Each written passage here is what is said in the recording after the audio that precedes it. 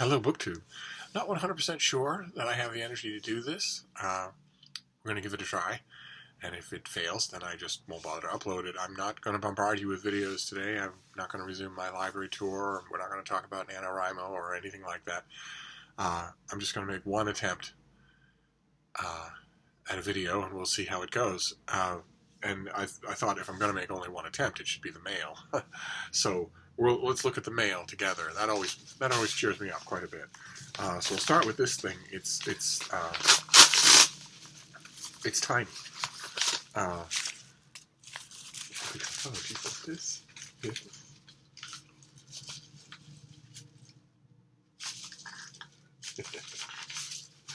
Oh, there you go. Oh, fantastic. Okay. Wonderful. This is comes out in early December. It's a 2019 book. We're going to see fewer and fewer of those as mail goes on. And this is amazing. This is, if I remember correctly, this is also, we saw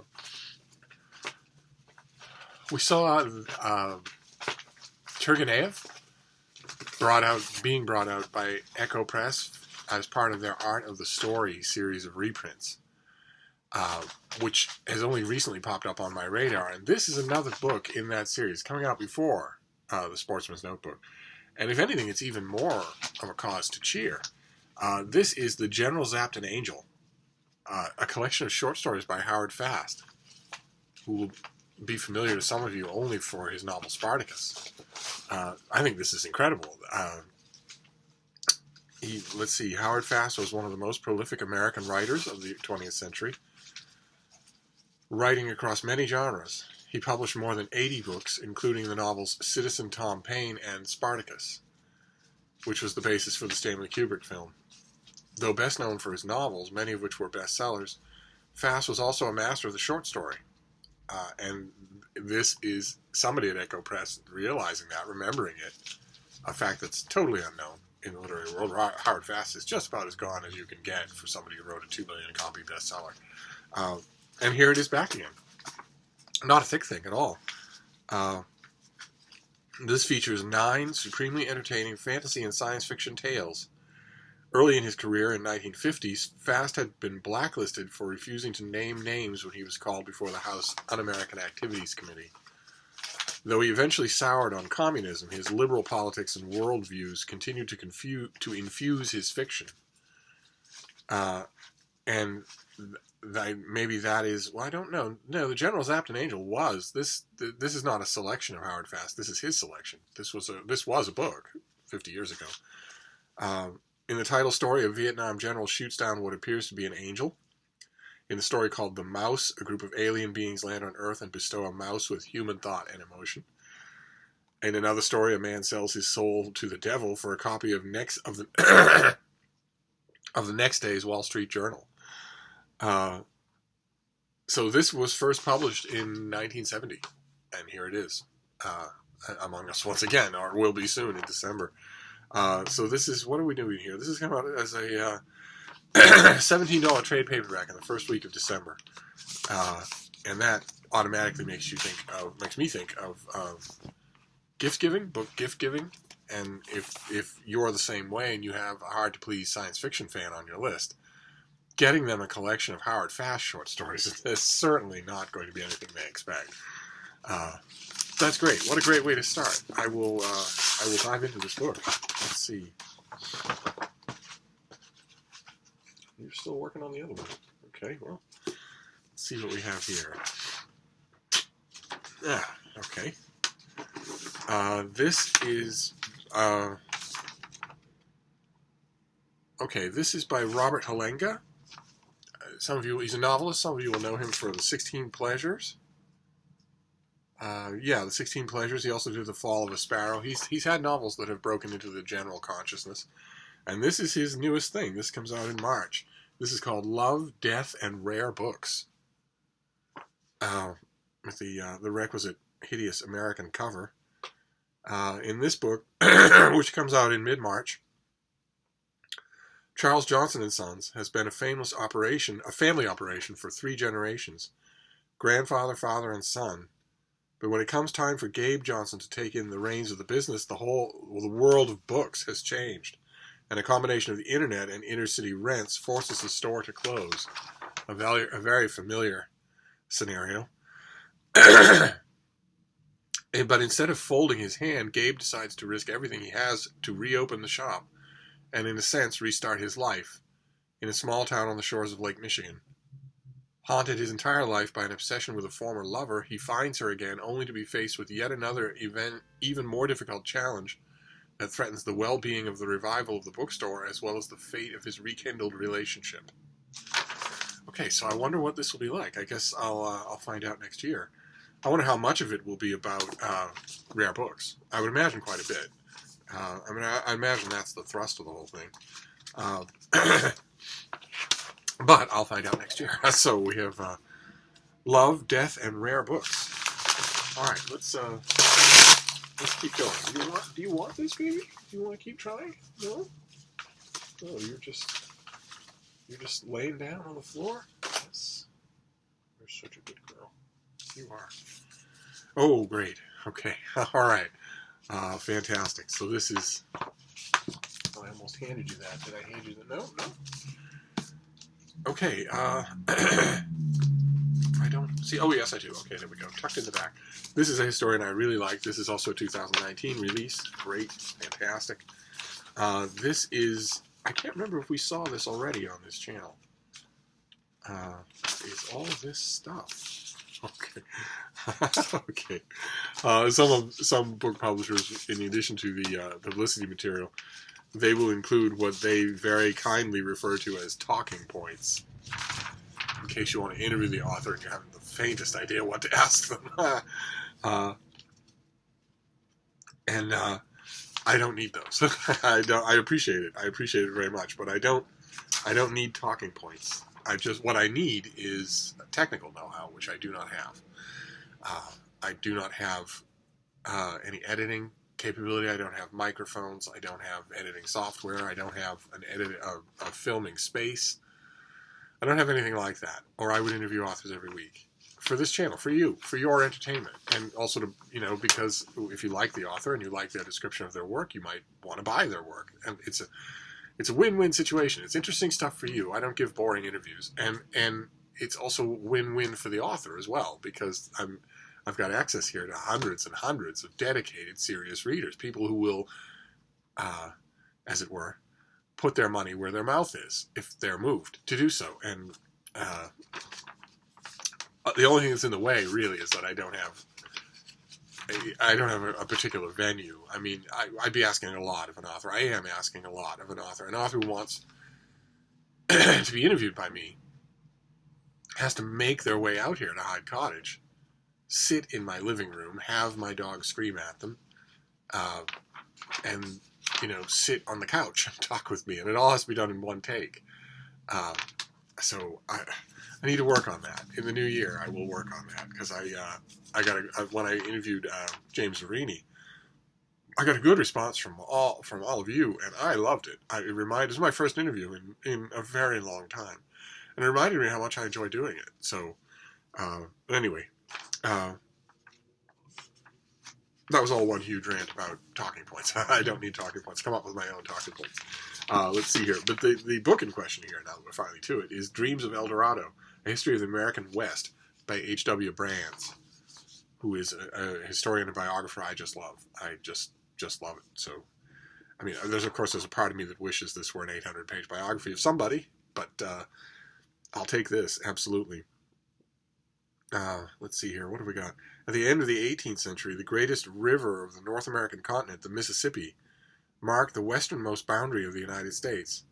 Thomas Jefferson had been looking west for decades, and when Napoleon made the surprising offer to sell French Louisiana to the United States, Jefferson leaped at the offer and launched America on the fateful, fraught journey west. And in this book, the author writes that Jefferson's next step was to dispatch two explorers, Meriwether Lewis and William Clark, to find a passage across the new territory with the aim of learning about the native peoples, finding new routes for commerce, and ultimately securing America's tenuous claim to Oregon. Already the greatest expansionist in American history, the mild-mannered president audaciously thrust his country into the game of empires. As Brand points out, the West would quickly and powerfully shape the idea of rugged American individualism, but it was a federal project from the start. Fantastic. So I have to wonder now how much of this is actually about Lewis and Clark. No, well, see, okay, the part 8 is Theodore Roosevelt and John Muir. So it's not just them. They might start it off, but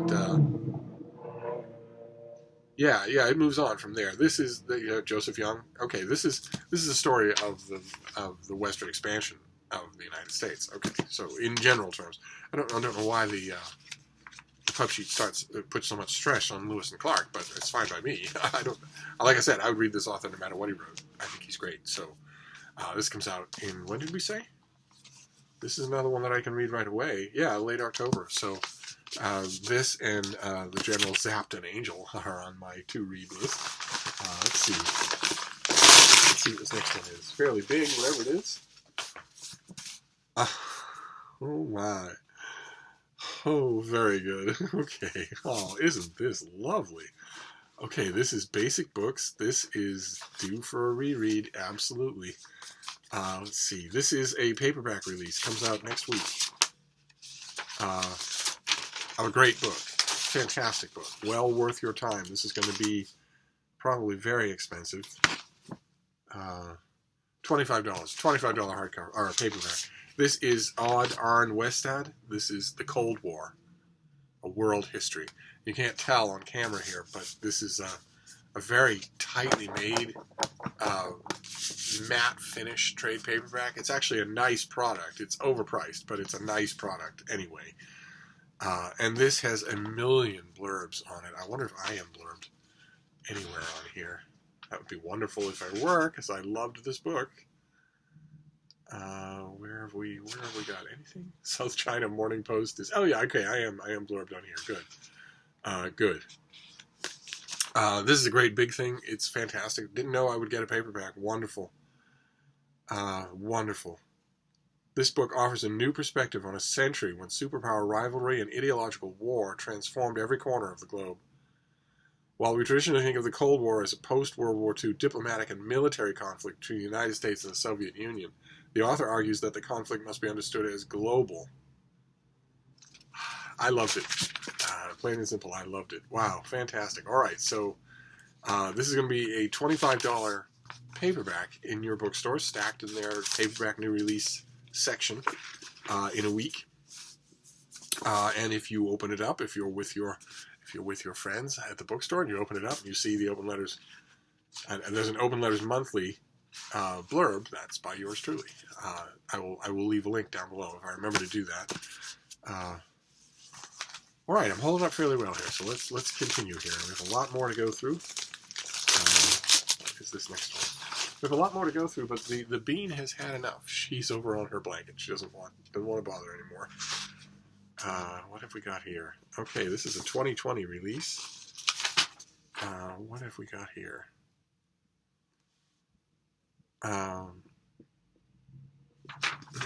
Okay, this is by D.J. Taylor, and this is called The Lost Girls, Love and Literature in Wartime London. Who were the Lost Girls? Chic, glamorous, and bohemian, as likely to be found living in a rat-haunted maisonette as dining at the Ritz, Lise Lubbock, Sonia Bronwell, Barbara Skelton, and Janetta Parlade cut a swath through English and literary artistic life at the heart of World War II. 3 of them had affairs with Lucian Freud. That shows a singular lack of imagination. One of them married George Orwell. Jeez, these people have sadomasochistic tendencies out the wazoo. Another became the mistress of the King of Egypt. They had very different and sometimes explosive personalities, but taken together they form a distinctive part of the wartime demographic. Sweeping, passionate, and unexpectedly poignant, D.J. Taylor's The Lost Girls is their untold story and reminds a new generation of readers about the groundbreaking work done on the literary magazine Horizon, with which these women were heavily associated with. Okay, be careful there. With which is correct, but you have to stay in control of what you're writing. There's no second with. It's not with which these women were heavily associated with. Along with editor Cyril Connolly, of course. You knew Cyril Connolly was going to make an appearance if Horizon is mentioned. And who is this author?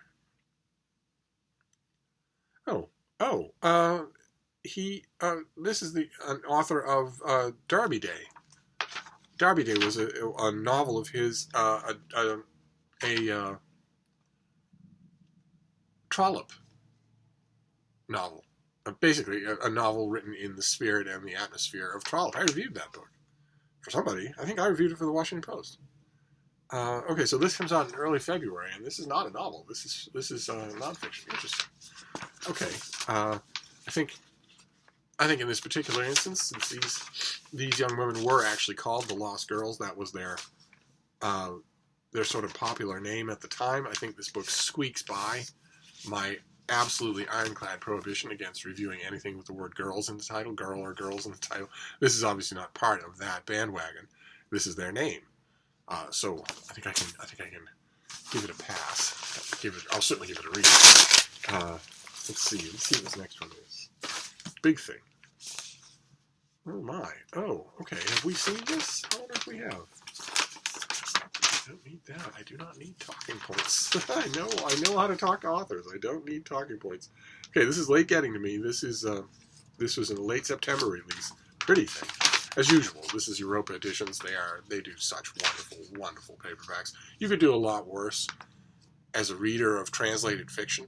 You could do a lot worse than to simply have a whole bookcase of Europa editions. They're never all that expensive. This one is $20. You get 2 a month, I think, or maybe 3 a month.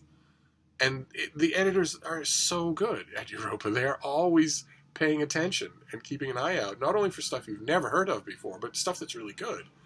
I've had so many positive experiences with stuff I'd never heard of from Europa editions. So anyway, this book, lovely thing, big fat lovely thing. I'm gonna have to bump this forward. This is by Hervé Lecourre. It's called After the War, A Tale of Vengeance and Retribution. Big fat thing. This is what it looks like, and it came out in late September. So late getting to me, but it's the Europa editions have this solid brick feel, and also the French flaps, and they're. Let's see what we have here. 1950s Bordeaux is a city scarred by the memory of World War II. Across the ocean, another war has already begun. The young men of France are sent in droves to Algeria, where they wage battle in a brutal conflict so new it has yet to be given a name. Veteran police chief Albert Darlac will soon discover that not everyone has forgiven or forgotten his wartime indiscretions, his close collaborations with fascist chief among them. Meanwhile, under a burning North African sun, 20-year-old Daniel is haunted by stories of massacres and mutilations, ambushes and patrols. The atrocious loss of his parents and sister during World War II remain a wound waiting to be reopened. An explosive series of events will unite Darlac and Daniel's destinies in this uncompromising masterpiece set in a world driven by vengeance. We did see this. Didn't know it was going to be this big or this pretty. So the author was born in Paris and currently teaches in the suburbs of Bordeaux. He's the author of 7 crime novels, including Talking to Ghosts, and he also writes for the literary magazine Le Passant Ordinaire. I have never written for them, and I would like to. Interesting. Okay. Fantastic. Well, this has blurbs from Le Monde. So is this is translated, I assume, yes? Yes, translated from the French by Sam Taylor. And it's out already, and I have not read it. If I have an advance copy of this, I've just ignored it.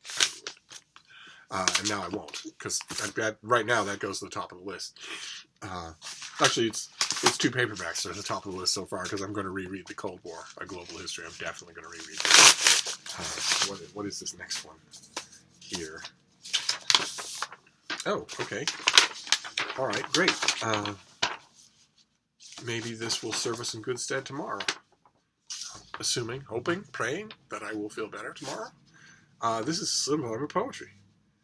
This comes out in late November. This is the hardcover. It's Stephen Dunn. He was won the Pulitzer Prize, the poet who's won the Pulitzer Prize. I'm sure that some of you who know contemporary poetry will know him. His name sounds familiar to me. And this is the finished copy of Pagan Virtues, which I think we saw on this channel Sorry about the crappy light. I'll work on all of this stuff. I didn't worry about the crappy light when I was starting the video because I didn't think I was going to finish it. I think I can probably get to the end of this, so I might keep this.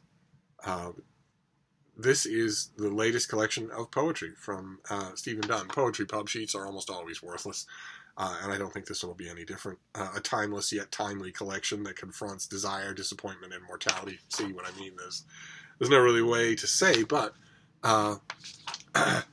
we can get to know the book a lot better than a pub sheet on this channel because we have Poetry Tuesday. So I'm thinking maybe I was going to spend some more time with the Yale Younger Poets series, but we can still do that. Let's read a Stephen Dunn poem or two on Poetry Tuesday as well. We'll do it straight from this collection. So this, you've got a slim volume of hardcover poetry for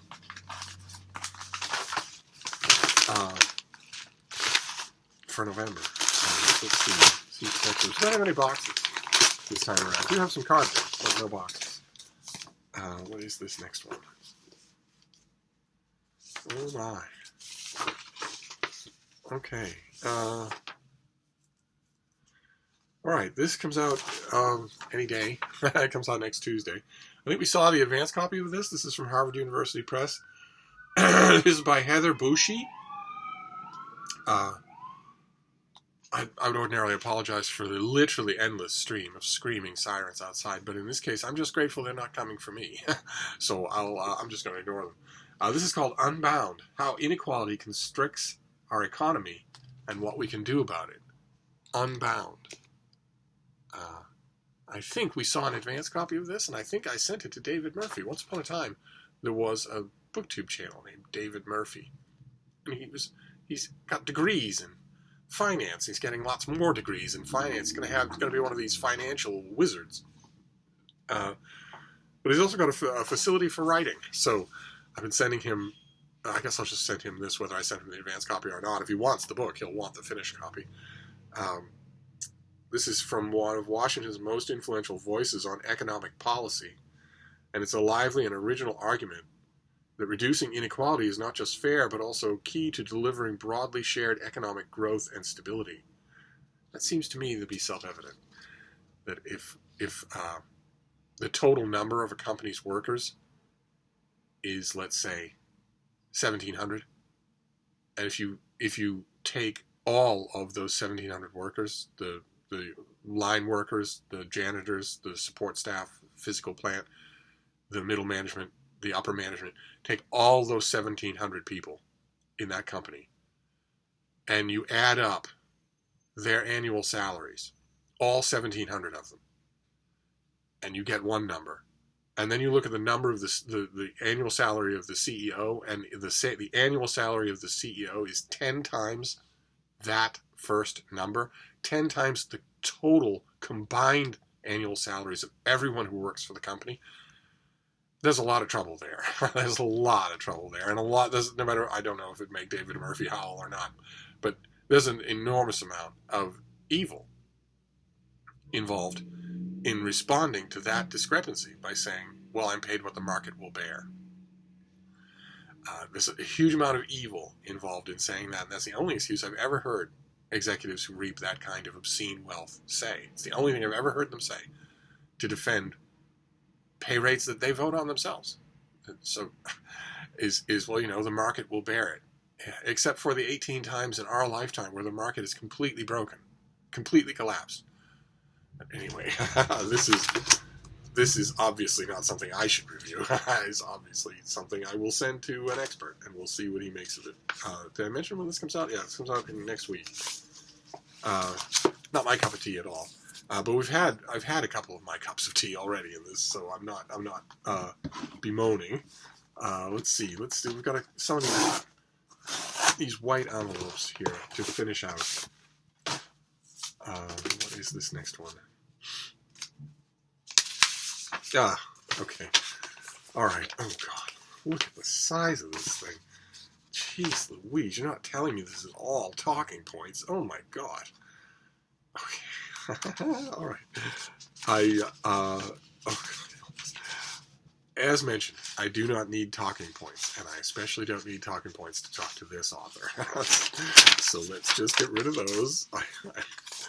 How hilarious. How hilarious. I do not need talking points to talk to this particular author. I know quite well how to do that. Thank you very much. This is a hardcover. I did not know this was going to be a hardcover. And this comes out in a week. This comes out on Tuesday. This is The Adventure of the Peculiar Protocols by Nicholas Meyer, who has written other Sherlock Holmes pastiche novels. This is a Sherlock Holmes pastiche novel. It's not a long thing at all, and as you can tell, sort of hint from the title, it's about Sherlock Holmes encountering the protocols of the Elders of Zion. And it's by a heck of a good director and a University of Iowa graduate. Author, screenwriter, and film director Nicholas Meyer not only amazed readers when he published his international bestseller, The 7% Solution, he also changed the popular conception of Sherlock Holmes, providing modern fans with a brilliant detective whose fierce rationality is balanced with flaws and addictions. And it was made into a movie with a Sherlock Holmes who was so spectacularly miscast that it actually walked all the way around to being partially bearable, maybe even genius. So incredibly miscast and misacted throughout the 7% Solution that you don't even know what to make of it. And Meyer had his choice of the greatest actors of the day to do that. The greatest actors of the day are always eager, if their schedule permits, they're always eager to do Sherlock Holmes. And anyway, everything else in the 7% Solution is great. Now, in The Adventure of the Peculiar Protocols, Meyer returns with a new, previously unknown case from Watson's journal. A case that has Holmes and Watson searching for the origins of a 20th century horror. January 1905, Holmes and Watson are summoned by Holmes's brother Mycroft to undertake a clandestine investigation. An agent of the British Secret Service has been found floating in the Thames carrying a manuscript smuggled into England at the cost of her life. The pages purport to be the minutes of a meeting of a secret group intent on nothing less than taking over the world, the protocols of the Elders of Zion. A seeming fabrication, Holmes and Watson are sent to... Holmes and Watson are not a seeming fabrication, but I know what you mean. Are sent to determine its origins and what the perpetrators of this hoax, if it is a hoax, are trying to accomplish, and why they are trying so hard to keep their handiwork out of the hands of the British Secret Service. Okay, well, so you're gonna have, your historical hindsight is gonna be working overtime while you read this thing, right? Because you know already that the thing is a complete fraud. It's not. There's nothing to it at all. We know the Protocols of the Elders of Zion is just a vicious anti-Semitic fantasy. That's all that it is. And this is, as you can probably tell from that setup, Nicholas Meyer knows his Sherlock Holmes canon inside and out. That's one of the joys of reading both the 7% Solution and the West End horror. So it is a joy to have a new Nicholas Meyer book. That's just a joy. Do I dare even look at what the author looks like? Oh my. Okay. Well, he's not young anymore. None of us is. So, okay. Great. So in addition to everything else, you have a new Sherlock Holmes pastiche novel to look forward to. Those of you who read those and love them, I mean, I never miss one. No matter how bad they are, I never miss one. And sometimes they're not bad. Sometimes they're quite good. There was one, what was it, earlier this year, wasn't it? There was one about Sherlock Holmes in Japan. I have to remember to find that. I liked it a lot. What have we got here? Okay, this is coming out later in the month. This looks like a thriller. This is Catriona McPherson, Strangers at the Gate. A haunting story that delves into the lives of two characters who begin to have doubts about the small town of Simerton, where they just moved. With strange neighbors and a haunting setting, Catriona McPherson once again weaves a page-turning tale of suspense. When Finn and Patty decide to move to from their home in the city to the small town of Simerton, it feels like everything has finally fallen into place. Patty's been made partner at the law firm in town, and Finn has found full-time work as the deacon. Patty's new boss has even been offered them the use of the gatehouse of his property. Finn feels like this might be just a fairy tale. Patty thinks they've won the lottery. Either way, they agree. It's perfect. Don't these people know their characters in a novel? But only days after moving into the gatehouse, Finn begins to have doubts. She keeps hearing strange sounds, and the thicket of trees make her feel claustrophobic rather than safe. When she and Patty discover the bloody bodies of Patty's boss and his wife, the fairy tale is officially ended. A strange email, supposedly sent from the dead man, makes it clear this was murder. Okay, interesting. Interesting. And coming up right away, so I can read this now. All right, so there's quite a bit jockeying for position here in this pile. As I sort of am choosing my night's reading from this mail haul. Which is, it's going on to hideous length. Well, the amazing thing is I'm able to do it. So we've only got 2 more packages. We'll just make this a long video, and it'll be the only one. I'm sorry to say, it'll be the only one. I will hope that I am back on my feet tomorrow, in which case we'll do NaNoWriMo, so you lazy bones get 1 extra day to procrastinate. Tomorrow you must have your idea. We are all going to share them. We're going to go around in a circle. And if we get to you in the circle in our little meeting room at Bellevue, and you stand up and say, well, I don't have an idea. I know we're supposed to have one by today, but we don't. The response is not going to be gentle encouragement from everyone in the circle. No, I have instructed everyone to act in unison. If any of you stands up and says that, the rest are going to seize you bodily, lift your legs up so that you can't have any purchase on the ground, and defenestrate you. We're going to hurl you out of the nearest window, and you will fall pinwheeling in shards of glass all the way down to Fifth Avenue. You don't want that to happen, do you? No, of course not. So, if you get defenestrated tomorrow and land in a bloody heap on Fifth Avenue, then you'll miss out on the fun of talking to your Trump-supporting great uncle at Thanksgiving. You don't want to miss that, do you? Now, so you get 1 more day. I simply don't have the energy. That's all. The energy necessary for me to yell at you about wasting time about NaNoWriMo would bring on a coughing fit. So I'm not going to do that today. So we have 1 more day. Tomorrow we will talk about NaNoWriMo. And tomorrow I will also resume my library tour. And tomorrow we'll do poetry and mail and whatnot. Just a bunch of stuff. I hope we will.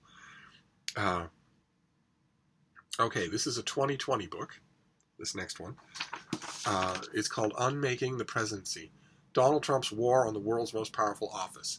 So now we have Donald Trump's war on the FBI, Donald Trump's war on the environment, Donald Trump's war on the military, Donald Trump's war on the intelligence agencies, and now his war on the presidency. However you may feel about Donald Trump's occupation of the nation's most powerful office and whatever may transpire in the coming months' impeachment inquiry, it is inarguable that the Trump presidency is something new, a clear break from the traditions of the institution. In this book, the authors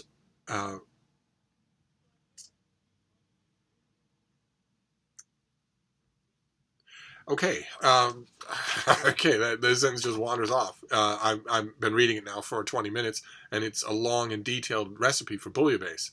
So let's jump a long way down this pub sheet. This pub sheet is 6,000 words long. A long way down. See if we can find a sentence. Let's find a sentence.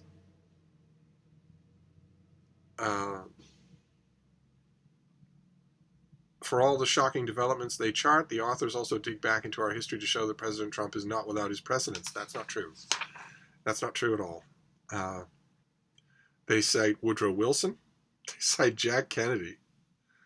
They cite Richard Nixon and Bill Clinton. Okay. Well, all right. So I'm not going to, it would take me the rest of the day to read this pub sheet, so I won't bother to do that. This doesn't come out until January, so I don't have to worry about it until then. So we shall see. There isn't anything that's going to happen because of an impeachment inquiry. I think, oddly enough, the more likely thing, the thing that's more likely to have any kind of development is the 25th Amendment, which people had to dust off and research, thanks to this president. which allows the vice president and the cabinet and a majority of the Senate to remove the president, to summarily remove him, to say that he is incapacitated. The idea was, if he, back 200 years ago when it was written, the idea was that if he goes mad, the general term that they would have used back then. And I believe that is happening. I believe that is clinically true. And that seems to me, oddly enough, to be more likely. None of these people have any loyalty to Trump. He has attacked them all personally. He's attacked their wives personally. He's attacked their children personally. And he's warned them at the top of his lungs that if they cross him in any way, not only will he primary them, not only will he make sure that they are out of politics forever, but he will, as he has put it in private, sick my IRS on your bleep. And it's possible that there are enough apparatchiks in the IRS to actually do that. That kind of an attitude might create a bunker-like mentality, but it does not engender loyalty. And if this guy starts threatening allies, threatening people individually, threatening war on Twitter, so that there's a documentary evidence the whole time, if he starts talking about my great and unmatched wisdom, then he's insane. Then he's lost his mind. And if he's lost his mind, the cabinet doesn't have to consult with any experts. They don't have to consult with psychiatrists. They don't have to get doctors in. It has to be their call. It's their call. If they decide, well, you're too irrational to continue as the most powerful person in our government, they can remove him. That could happen tomorrow. This guy has no more loyalty in the Senate than he does in his own cabinet. Only fear. But one way or another, it's going to be so fascinating. Books like this they all know now, they run an enormous risk of being completely outdated by the time they come to the market. This is coming to the market in January. Who knows what things will be like by then. Okay, and then we'll do this last one, and then we'll be done. So a very long video. We'll see if I upload it. What is this last one?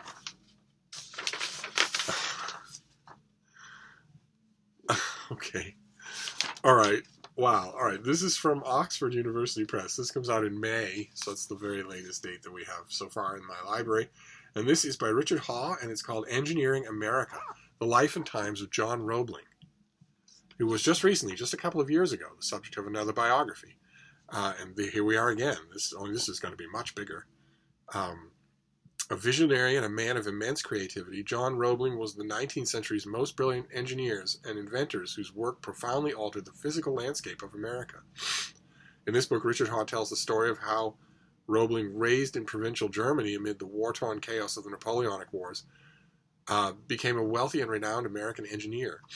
Best known as the designer of the Brooklyn Bridge, Roebling was also the engineer behind the world's first functioning railroad suspension bridge over Niagara Falls, and which was the first structure to link a northern state with a southern one after the Civil War. In 1867, Roebling received the contract to build one of the century's most stupendous and daring works of engineering, a giant suspension bridge to span the East River between New York and Brooklyn. On the verge of commencing his dream project, he suffered a bizarre accident at the bridge site and succumbed to tetanus in 1869, several months before the construction of the bridge began. Okay, so this is a great big new biography of John Roebling. How do you like that? Okay, so this comes out in May. I put it mildly. I don't have to worry about it, so I won't. But that I did not see coming. Interesting. Okay, so there we go. I actually made it to the end of this. I feel like crap on a stick, but at least we've got mail. So we have A Life of John Roebling. We have Unmaking the Presidency, Donald Trump's war on the presidency itself. We have Strangers at the Gate, in this case, two people living in a gatehouse who encounter a dead body. Two dead bodies. And then The Adventure of the Peculiar Protocols by Nicholas Meyer, who is a director whose work will be known to some of you. Then Unbound, a story of wealth inequality in America. Pagan Virtues, the latest poetry volume from Stephen Dunn. After the War, in which two men's lives intertwine. The Lost Girls, smart set during World War II. We have, this is an absolute delight, the trade paperback of The Cold War, a global history. That is great. Fantastic. Then Dreams of El Dorado, the new Brand's book. Not a big presidential biography, but I'll read anything he writes. Then Love and Death and Rare Books. And The General, Zapped and Angel. A Howard Fast reprint volume for this year. So that is just great. That is fantastic. So there you go. Lots of variety. I will see if I can stay awake long enough to upload this 40-minute video. Good Lord. But I'll be back. If I don't upload this or it doesn't work until tomorrow, then you'll see me then. And I'm hoping that we'll have plenty of much shorter videos then, because we've got a lot to talk about. But not today. So I'm gonna wrap this up and go. But I'll be back. Thank you, BookTube.